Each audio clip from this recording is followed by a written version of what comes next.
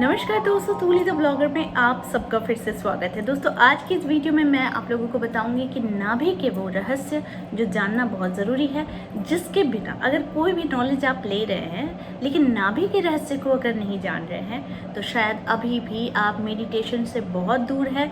अपनी नासिका से जब भी हम लोग ब्रीथ करते हैं, ब्रीदिंग लेते हैं या फिर हम लोग कुछ ध्यान में मग्न होना चाहते हैं, लेकिन असली जो है कि ये कौन से चक्र को जागृत करता है, कहाँ से हम सांस लेते हैं, कहाँ से वो आनंद हम फील करते हैं, तो ये सारी चीज़ें जो है वो नाभि से रिलेटेड होती है, जो आज के इस वीडियो में मैं आप लोगों को बताऊंगी। और ये काफ़ी इंटरेस्टिंग जानकारी है, इसे पूरा ज़रूर देखिएगा, ठीक है। लेकिन हमेशा की तरह आगे बढ़ने से पहले चैनल को सब्सक्राइब कीजिए, बेल बटन को दबाइए। वीडियोज़ अच्छी लगती है तो लाइक, शेयर एंड कमेंट करना बिल्कुल भी मत भूलिए। दोस्तों ये एकदम से मतलब सच्चाई है कि अगर आखिर तक कोई हमारे साथ है तो वो है हमारी सांस, ठीक है।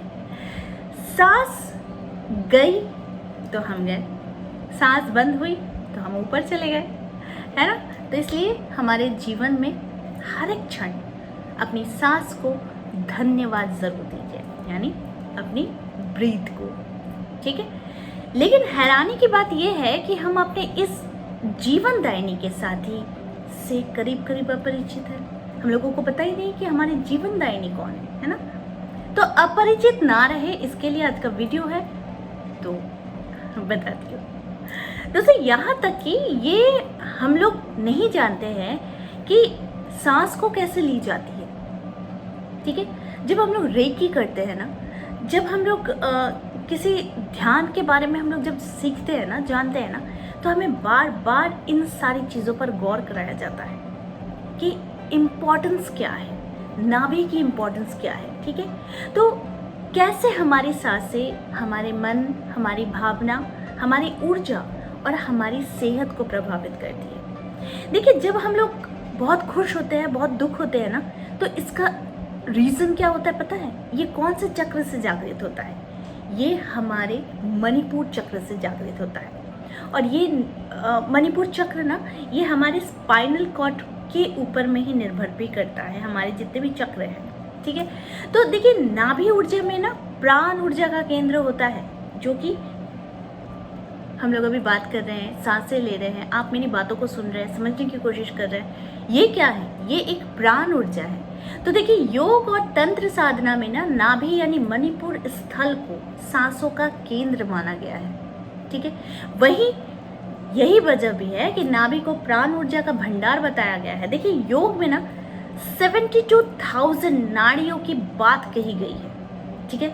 मतलब 72,000, इतनी सारी नाड़ियों की बात कही गई है, जिसे होकर प्राण गति करता है, जिससे होकर प्राण गति हमारी जीविका को संचालन करती है। देखिए हमें हरा भरा रखने के लिए ना ये नाभि बड़ा खास स्थान रखती है। ये 1000 नाड़ियाँ हमारी नाभि से आकर जुड़ी रहती है। हमारे शरीर में जितनी भी नाड़ियाँ हैं ये सारा जुड़ता कहाँ से है? हमारी नाभि से, ठीक है। तो माँ के गर्भ में नाभि के जरिए ही हम अपनी जीवन ऊर्जा पाते हैं, और हमारे जन्म के बाद भी नाभि ही ऊर्जा का केंद्र बन जाता है, ठीक है। तो ये बहुत इंपॉर्टेंट है, इसे जानना ज़रूरी है। देखिए नाभि, सांसें और लाफिंग बुद्धा का क्या कनेक्शन है, ये मैं आप लोगों को बताती हूँ। और ये बहुत ज़्यादा मज़ेदार भी लगेगा आप लोगों को, क्योंकि आप लोगों को अब तक नहीं पता था शायद कि लाफिंग बुद्धा, गणेश जी का पेट इतना बड़ा क्यों है। क्या वो लोग पेटू थे? नहीं थे ना। तो इनको समझना ज़रूरी है। तो देखिए लाफिंग बुद्धा सौभाग्य का प्रतीक माना जाता है। लाफिंग बुद्धा को घरों में रखने से क्या हुआ, जब से घर में रखना शुरू हुआ ना, तो गिफ्ट का एक प्रचलन तेजी से बढ़ गया। हर कोई एक दूसरे को गिफ्ट देने के लिए लाफिंग बुद्धा को ही चूज़ करता है। और हालांकि ये ना मतलब फेंग शुई में बड़ा लकी माना जाता है। ये कोई अगर लाफिंग बुद्धा आपको गिफ्ट करता है, खरीदने के बजाय अगर कोई आपको गिफ्ट करता है तो वो लाफिंग बुद्धा आपके लिए सौभाग्य लेकर आता है, ठीक है। लेकिन यहाँ पर बात आती है कि लाफिंग बुद्धा के पेट को बड़ा क्यों दिखाया गया है, ठीक है। तो एक्चुअली में पेट का बड़ा होना ना ये इशारा है कि प्राण और जीवन ऊर्जा का स्रोत जो है वो नाभि है।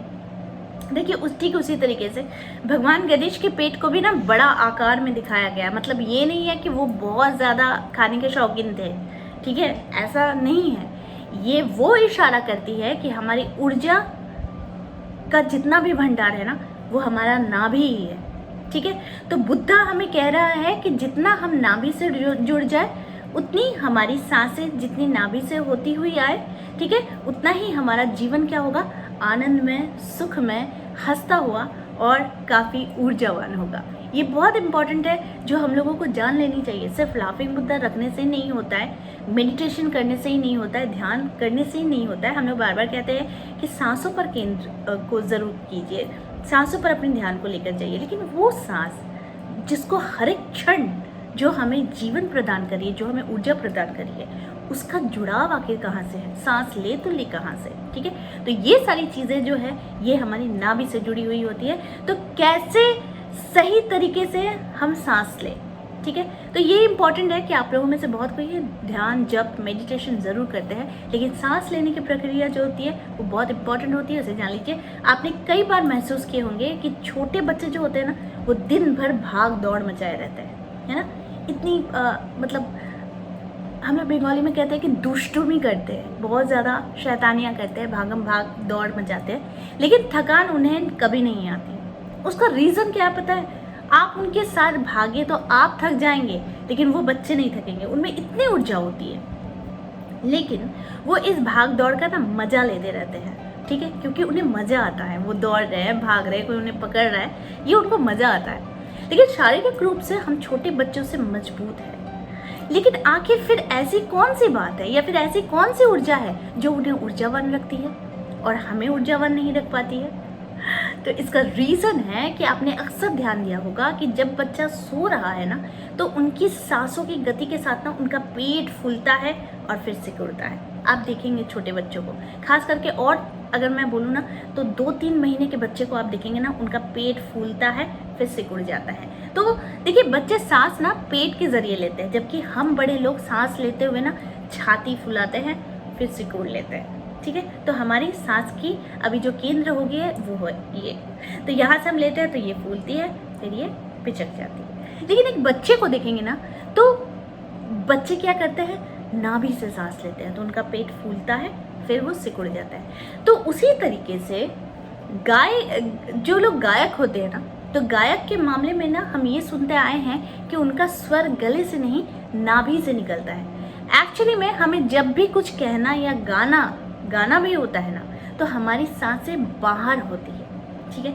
तो सांसों को लेते हुए हम कुछ मतलब कहे या फिर गाय नहीं कर सकते हैं जब हम सांस ले रहे होते हैं। ठीक है, तो जब हमारी सांसें नाभि से होते हुए जाती है तो वो देर तक छूटती नहीं है, और इस तरह हम अपने स्वर को ऊंचा कर सकते हैं, क्योंकि इसका जर्नी काफ़ी लंबा होता है। तब तक हम लोग बात कर लेते हैं, कुछ कह लेते हैं, गा लेते हैं, है ना। तो ऐसे में अगर आपको अपने स्वर को बेहतर करना है तो नाभि से सांस लेना शुरू कर दीजिए। ठीक है, जब सांस ले तो पेट फूले, और जब सांस छोड़े तो पेट सिकुड़े, यानी कि अंदर की ओर जाए। ये होती है करेक्ट ब्रीदिंग टेक्निक। ठीक है, तो देखिए, धीमी और लंबी सांस लेने की एक प्रक्रिया होती है जो कि वशिष्ठ प्राणायाम कहते हैं इसको। ठीक है, वो मैं किसी और दिन आप लोगों को सिखाऊंगी।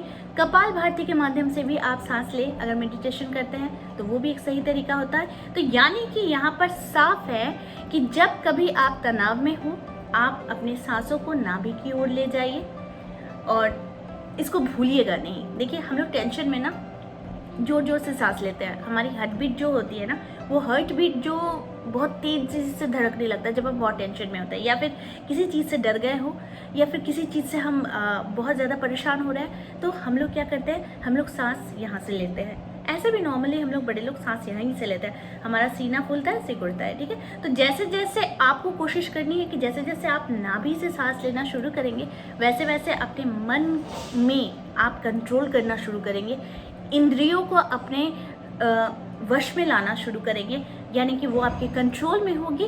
ज़्यादा गहरे और आत्मिक तल से जुड़ाव महसूस करेंगे आप। ठीक है, और नाभि ही है एक ऐसी चीज़ जो आपकी ऊर्जा का केंद्र होता है। लेकिन यहाँ पर आपको अगर मेरी बातों पर यकीन ना आए तो आप एक काम कीजिए, हर दिन बस 10 मिनट आप अपनी सांसों को नाभि से होकर गुजरने दीजिए, होशपूर्वक गुजरने दीजिए। कैसे करना है, महज कुछ पल आपके अंदर में शांति ला जाएगी। कैसे, पेट को फूलने दीजिए, उसके बाद फिर सांसों को छोड़िए। बस ये 10 मिनट की प्रक्रिया आप कीजिए तो सांसों को आप देखेंगे कि पेट फुलाएंगे और पेट फिर सिकुड़ेगा। इससे क्या होगा, लाफिंग बुद्धा जो है इसी तरह से ना जीवन को हंसता हुआ बनाए थे, क्योंकि वहाँ पर हमारा मणिपुर चक्र है नाभि में, और इसको जितना आप ज़्यादा मतलब हिलाएंगे, डांस करेंगे, खेलेंगे, सांसें लेंगे, नाभि से गुजरते हुए जब सांस लेंगे, ध्यान करेंगे, मेडिटेशन करेंगे, तो देखेंगे लाफिंग बुद्धा की तरह आपकी जीवन भी जो है ना वो काफ़ी हंसी खुशी वाली होगी और खुशहाल ज़िंदगी जिएंगे। जो भी आपके मन में फीलिंग्स है, बुरी भावनाएं हैं, बुरे अगर कुछ चीज़ है, बहुत जल्दी जल्दी दुखी हो जाता है, तो ये एक इमोशन का ही रूप है, लेकिन आप उन बुरी सिचुएशन से भी बहुत जल्दी ओवरकम कर सकते हैं। तो ये था नाभि का रहस्य, जो नाभि जीवन का ऊर्जा है और इसे जानना हमारे लिए बहुत ज़रूरी था। तो आई होप आज का वीडियो आप लोगों को अच्छा लगा होगा। इस तरह की मतलब चीज़ें मैं कोशिश करूँगी आप लोगों तक लाने की। आज के लिए बस इतना ही, फिर मिलेंगे एक नए टॉपिक के साथ। तब तक के लिए आप सबको मेरा प्यार भरा नमस्कार।